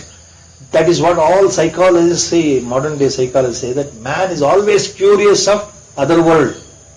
Whether you go into the articles of Carl Jung, a famous psychiatrist of 1930s and 40s, or Sigmund Freud earlier to him, they come back to the same point all the time. The greatest curiosity for a mankind there is mystery of death and afterlife. What happens? ಇದು ಭಗವಂತನಿಗೆ ಗೊತ್ತಿರೋದ್ರಿಂದ ಇಲ್ಲಿ ಎರಡು ಬಹಳ ಸ್ಪಷ್ಟ ಮಾಡ್ತಾ ಇದ್ದಾರೆ. Now he is making very clear two things. Number one, after death, spiritual aspirant, depending on his level of sadhana, depending on his karmas in this birth and the previous ಸಂಚಿತ karmas, ಇದುವರೆಗೂ ಮಾಡಿರೋ ಸಂಚಿತ ಕರ್ಮಗಳು, ಅವುಗಳ ಫಲ ಮತ್ತು ಈ ಜನ್ಮದಲ್ಲೇ ಮಾಡಿದ ಆತನ ಯಾವ ಕರ್ಮಗಳಿದೆಯಲ್ಲ, ಸಾಧನೆಯ ಫಲ ಎಲ್ಲವೂ ಸೇರಿ ಏನಾಗುತ್ತೆ? After death he will enter into some important punya loka. He will enter into such highly elevated realms of the world, invisible world. Definitely not hell. ನರಕಕ್ಕೆ ಹೋಗ್ತಾನೆ ಅಂತ ಭಗವಂತ ಹೇಳ್ತಾ ಇಲ್ಲ. ಆ ನರಕ ಶಬ್ದವನ್ನು ಹೇಳ್ತಾ ಇಲ್ಲ. ಇಲ್ಲಿ ಬಹಳ ಮುಖ್ಯವಾದ ವಿಷಯ ತಿಳ್ಕೊಳ್ಬೇಕು. ಸಾಧಕರು ಸಾಧನಾ ಮಾರ್ಗದಲ್ಲಿರೋರು ದೇಹ ಬಿಟ್ಟ ನಂತರ ನರಕಕ್ಕೆ ಹೋಗ್ತಾರಪ್ಪ, ಸ್ವಲ್ಪ ದಿವಸ ಇರ್ತಾರಪ್ಪ, ವಾಪಸ್ ಬರ್ತಾರಪ್ಪ ಅಂತ ಹೇಳ್ತಾ ಇಲ್ಲ ಭಗವಂತ. ಭಗವಂತ ಏನ್ ಹೇಳ್ತಾ ಇದ್ದಾನೆ? ಪುಣ್ಯಶಾಲಿಗಳಿಗೆ ಸಿಗತಕ್ಕಂಥ ಲೋಕಗಳಿದೆಯಲ್ಲ, ಪುಣ್ಯಶಾಲಿಗಳು ಈ ಜನ್ಮದಲ್ಲಿ ಯಾರ್ಯಾರು ಪುಣ್ಯಶಾಲಿಗಳಿದ್ದಾರೋ, ಹಿಂದಿನ ಜನ್ಮಗಳಿಂದಲೂ ಏನೇನು ಪುಣ್ಯ ಕಾರ್ಯಗಳನ್ನು ಮಾಡ್ಕೊಂಡು ಬಂದಿದ್ದಾರೋ, ಸಜ್ಜನರು ಅಂತ ಯಾರಿದ್ದಾರಲ್ಲ, ಎಷ್ಟೆಷ್ಟೋ ಯಾಗ ಹೋಮ ಹವನಗಳನ್ನು ಮಾಡಿದ್ದಾರಲ್ಲ, ಅಂತಹ ಪುಣ್ಯಶಾಲಿಗಳು ಸೇರ್ತಕ್ಕಂಥ ಪುಣ್ಯ ಲೋಕಗಳು ಏನಿದೆಯೋ ಬೇಕಾದಷ್ಟು ಲೋಕಗಳಿದೆ. ಸ್ವರ್ಗ ಅನ್ನೋದು ಒಂದು ಶಬ್ದ ಮಾತ್ರ. Heaven is only one word, but it includes so many realms. For example, ಗಂಧರ್ವ ಲೋಕ ಇದೆ, ಗಂಧರ್ವ ಲೋಕ ಅಂತಿದೆ. ಅದೇ ಮಾನವ ಗಂಧರ್ವರು, ದೇವಗಂಧರ್ವರು.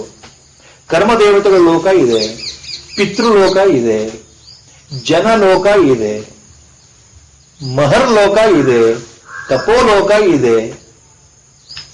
ಬೇರೆ ಬೇರೆ ಶಬ್ದಗಳು. These are all symbols indicate that there are invisible realms at higher levels. ಪುಣ್ಯಶಾಲಿಗಳು, virtuous. These are all people who are highly virtuous, who attain such lokas, such invisible realms, and they stay there, enjoy their punya. So ಅಲ್ಲಿ ತಮ್ಮ ಪುಣ್ಯವನ್ನ ಖರ್ಚು ಮಾಡೋದು. ಅವರು ಭೋಗವನ್ನು ಮಾತ್ರ ಅಲ್ಲಿ ನೋಡ್ತಾರೆ, ಸಂತೋಷವನ್ನು ನೋಡ್ತಾರೆ, ಸಂತೋಷವಾಗಿರ್ತಾರೆ. ಅಲ್ಲಿ ದುಃಖ ಇರೋದಿಲ್ಲ, ನರಕ ಇರೋದಿಲ್ಲ, ಸ್ವರ್ಗ ಸಮಾನವಾದ ದುಃಖ. ಎಲ್ಲವನ್ನು ಸೇರಿ ಸ್ವರ್ಗ ಅಂತ ಒಂದು ಶಬ್ದ. Heaven means all these things. So they enjoy their life in the sense they don't suffer ಅಂತ. ಆಫ್ಟರ್ ಡೆತ್ ಪುಣ್ಯಶಾಲಿಗಳು ಲೋಕ ಸೇರಿಬಿಟ್ಟು ಎಷ್ಟೋ ವರ್ಷ they will stay there according to their prarabdha. Once the punya the balance is over, they come back.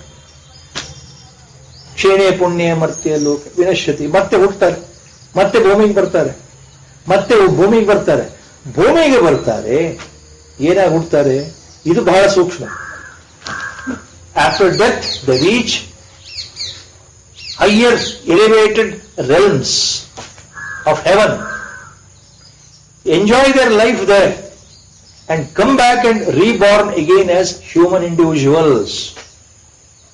Two things you have to remember.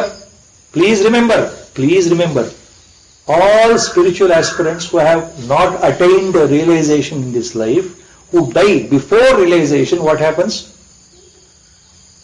ಮುಕ್ತಿ ಬರುವ ಮೊದಲೇ, ಮೋಕ್ಷ ಪ್ರಾಪ್ತಿಯ ಮೊದಲೇ ಸಾವು ಬಂದು ಬಿಟ್ರೆ ಪುಣ್ಯಲೋಕಗಳಿಗೆ ಹೋಗ್ತೇವೆ.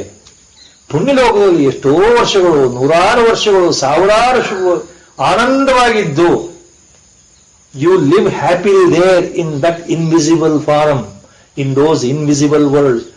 ಅಗೋಚರನಾಗಿ, ಅಶರೀರಿಯಾಗಿ, ಜೀವಾತ್ಮ ರೂಪದಲ್ಲಿ ಆನಂದವಾಗಿದ್ದು ಮತ್ತೆ ಪುನಃ ಭೂಮಿಗೆ, ಮರುಜನ್ಮಕ್ಕೆ, ಮನುಷ್ಯ ಜನ್ಮದಲ್ಲೇ ಹುಟ್ಟುತ್ತೇವೆ ಅನ್ನೋದು ಮುಖ್ಯ. You R not born as an animal or a bird or a worm or plant, but you are born definitely as a man only, human being only. See, this is very important secret Lord is giving out here. You are born again as human being. First important secret. Second is you will never go to hell. ನೀವು ನರಕಕ್ಕೆ ಹೋಗೋದಿಲ್ಲ.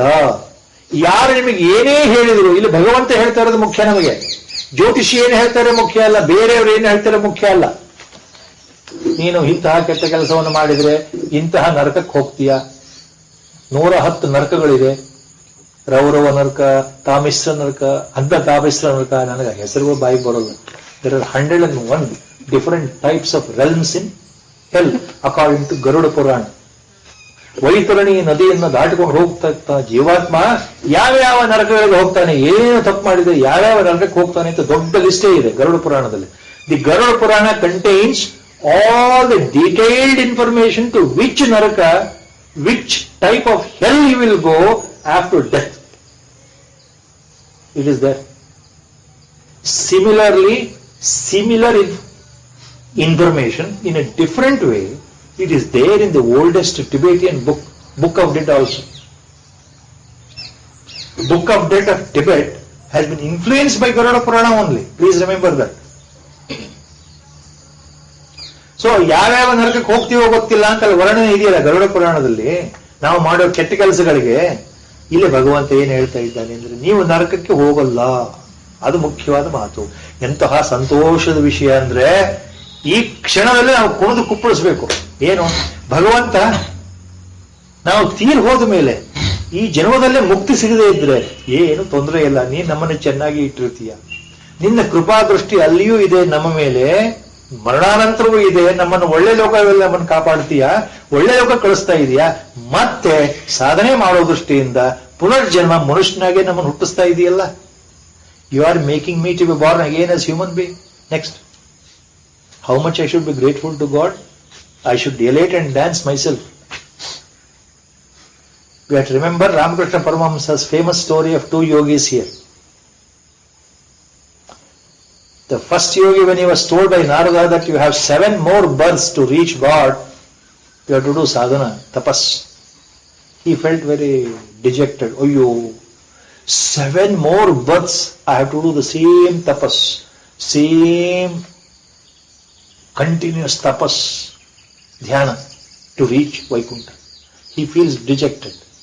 Whereas second yogi, when Narada says, see, you have to live for thousands and thousands of more births, equivalent to the total number of the leaves in this banyan tree, under which you are sitting. ಈ ಮರದ ಕೆಳಗೆ ನೀನು ಕೂತಿದ್ದೀಯಲ್ಲಪ್ಪ, ಇದು ಎಷ್ಟು ಇದು ಅಷ್ಟು ಪುನರ್ಜನ್ಮ ನಿನಗೆ ಬರಬೇಕು, ಆಮೇಲೆ ನಿನಗೆ ಮುಕ್ತಿ ಅಂತ ಭಗವಂತ ಹೇಳಿದಾನಪ್ಪ ಅಂತ ನಾರದರು ಎರಡನೇ ಯೋಗಿಗೆ ಹೇಳಿದಾಗ, ಎರಡನೇ ತಪಸ್ವಿಗೆ ಹೇಳಿದಾಗ, ಎರಡನೇ ತಪಸ್ವಿಗೆ ಏನಾಗುತ್ತೆ ಅಂದ್ರೆ ಸಂತೋಷ ಕುಣಿಗೆ ಶುರು ಮಾಡ್ತಾನೆ. ರಾಮಕೃಷ್ಣ ಪರಮಹಂಸರ ಕಥೆ ಇದು. ಎರಡನೇ ಯೋಗಿ ತಪಸ್ವಿ ಬಹಳ ಸಂತೋಷ ಕುಣಿತಾನೆ. ಯಾಕೆ ಅಂದ್ರೆ ನನಗೆ 1000 ಅಲ್ಲ 1,00,000 ಜನ್ಮ ಬರಲಿ ಮುಂದೆ, ಭಗವಂತ ನಿನ್ನ ಗುಣಗಾನ ಮಾಡಿಕೊಂಡು ನಿನ್ನ ಭಕ್ತಿಯಲ್ಲಿ ಆನಂದದಿಂದ ನಿನ್ನ ಭಜನೆ ನನಗೆ ಅವಕಾಶ ಸಿಕ್ತು, ನಿನ್ನ ಭಕ್ತಿ ತೋರಿಸ್ಲಿಕ್ಕೆ ನನಗೆ ಅವಕಾಶ ಸಿಕ್ತು. ಅಷ್ಟು 100 ಜನ್ಮ ಬಂತು, ನೀ ನನ್ನ ಕೈ ಬಿಡಲ್ಲ, ಕೊನೆಗಾದ್ರೂ ನನ್ನ ಮುಕ್ತಿ ಇದೆಯಲ್ಲ, ನೀ ಹೇಳಿದ್ಯಲ್ಲ 100 ಜನ್ಮ ಆದ ನಂತರ ನಿನಗೆ ಮುಕ್ತಿ ಅಂತ ನೀ ಹೇಳ್ತಾ ಇದ್ದೀಯಲ್ಲ, ನನಗೇನ್ ಬೇಕು, ಎಷ್ಟು ಜನ್ಮ ಆದ್ರೂ ಕೊಡು, ನೀನು ಜನ್ಮ ಕೊಟ್ಟಷ್ಟು ನಾನು ನಿನ್ನನ್ನ ಧ್ಯಾನಿಸ್ತೇನೆ, ನಿನ್ನ ಭಜನೆ ಮಾಡ್ತೇನೆ, ಆನಂದವಾಗಿ ಕುಣಿತೇನೆ ಅಂತ ಹೇಳ್ತಾನಲ್ಲ ಎರಡನೇ ಯೋಗಿ. ಆ ಕ್ಷಣದಲ್ಲೇ ನಾರಾಯಣ ಪ್ರತ್ಯಕ್ಷ ಆಗಿ ಅವನಿಗೆ ಮುಕ್ತಿಯನ್ನು ಕರುಣಿಸ್ಬಿಟ್ಟ. ಇದು ನಾವು ನೆನ್ಪಿಟ್ಕೊಳ್ಬೇಕು ಯಾವಾಗಲೂ. ಈ ಕಥೆ ಇಂತಹ ಸಂದರ್ಭದಲ್ಲಿ ಯಾವಾಗಲೂ ನಮ್ಮ ತಲೆಯಲ್ಲಿರ್ಬೇಕು. ಈ ಎರಡು ಇಲ್ಲಿ ಮನುಷ್ಯನಾಗಿ ಅವನು ಸತ್ತ ಮೇಲೆ ಒಬ್ಬ ಅಧ್ಯಾತ್ಮ ಜೀವಿ ಏನಾಗುತ್ತೆ, ಆತನಿಗೆ ದುರ್ಗತಿ ಇಲ್ಲ, ಪುಣ್ಯಲೋಕಗಳಿಗೆ ಹೋಗ್ತಾನೆ, ಮತ್ತೆ ವಾಪಸ್ ಮನುಷ್ಯನಾಗಿ ಹೋಗ್ತಾನೆ. ಭಗವಂತ ಹೇಳ್ತಾ ಇರೋದು ಮನುಷ್ಯನಾಗಿ ಹುಡ್ತಾನೆ ಅನ್ನೋದಕ್ಕೆ 2 ಸೂಕ್ಷ್ಮ ದಾರಿಯನ್ನು ಕೊಟ್ಟಿದ್ದಾನೆ ಆಚಾರ್ಯ. ಅವರ Bhagavatpada has given a wonderful commentary on that. Lord says there are 2 ways of rebirth. Rebirth happens in 2 different ways. Number 1, after spending time in Punyaloka, in heaven, when you come back for rebirth, you are normally born in a prosperous, wealthy family with virtuous deeds. A family with virtuous gunadharmas.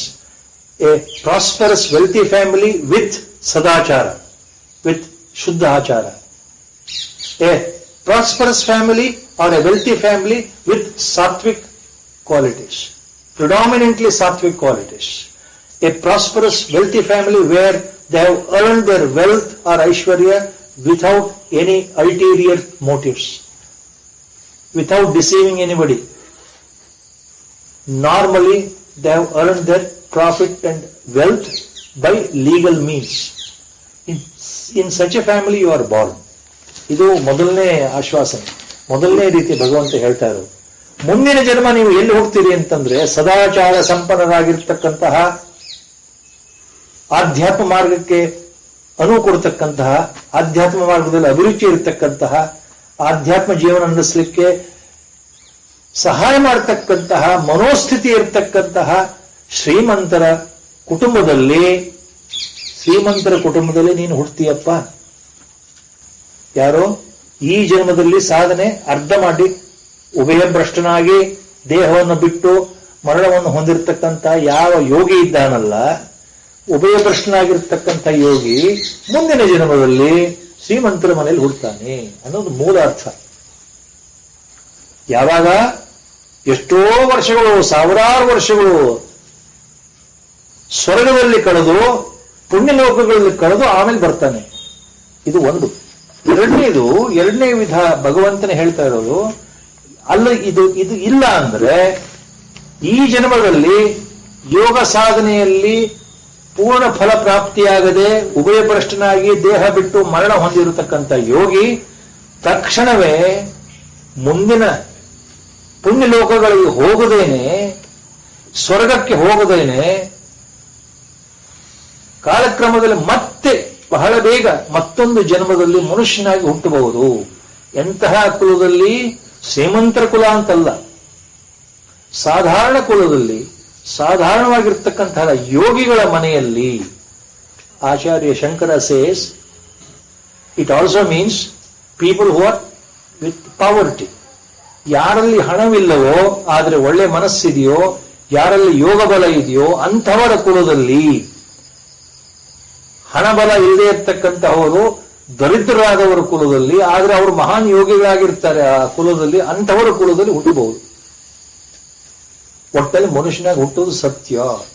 ಹುಟ್ಟಿದ ಮೇಲೆ ನೀವು ಮತ್ತೆ ಸಾಧನೆ ಮಾಡೋದು ಅಷ್ಟೇ ಸತ್ಯ. ಭಗವಂತನ ವಾಣಿ. ಇದೆಲ್ಲ ಬಹಳ ರಹಸ್ಯಗಳು ಎಷ್ಟು ಇದೆ ಅಂದ್ರೆ, ಎಷ್ಟು ಸಂತೋಷ ಪಡಬೇಕು ಅಂದ್ರೆ, ಸಾಧನೆ ಯಾವ ಕಾರಣಕ್ಕೂ ವ್ಯರ್ಥವಾಗಲಿಲ್ಲ ಅನ್ನೋದು ಮುಖ್ಯ. ಆಮೇಲೆ ನಾವು ಮತ್ತೆ ಮನುಷ್ಯರಾಗೆ ಹುಡ್ತೀವಿ ಅನ್ನೋದು ಮುಖ್ಯ. ಸಾಧನೆ ಮತ್ತೆ ಮುಂದುವರಿಸ್ತೀವಿ ಅನ್ನೋದು ಮುಖ್ಯ. ಮತ್ತೆ ನಮಗೆ ಗುರುಗಳು ಸಿಗ್ತಾರೆ ಅಂತ ಅನ್ನೋದು ಮುಖ್ಯ. ಇವೆಲ್ಲ ಮುಖ್ಯ ಆದ್ಮೇಲೆ ಈ ಜನ್ಮದಲ್ಲಿ ಮುಕ್ತಿ ಸಿಗದೇ ಇದ್ರೆ ಅನ್ನೋ ಪ್ರಶ್ನೆ ಯಾಕೆ ಬರಬೇಕು ತಲೆನಲ್ಲಿ? ಅಯ್ಯೋ ನನ್ನ ಸಾಧನೆ ಎಲ್ಲ ವ್ಯರ್ಥ ಆಯ್ತಲ್ಲ ಅನ್ನೋ ಪ್ರಶ್ನೆ ಯಾಕೆ ಬರಬೇಕು? ಆನಂದವಾಗಿ ಕುಣಿತಾ ಇರ್ಬೇಕು.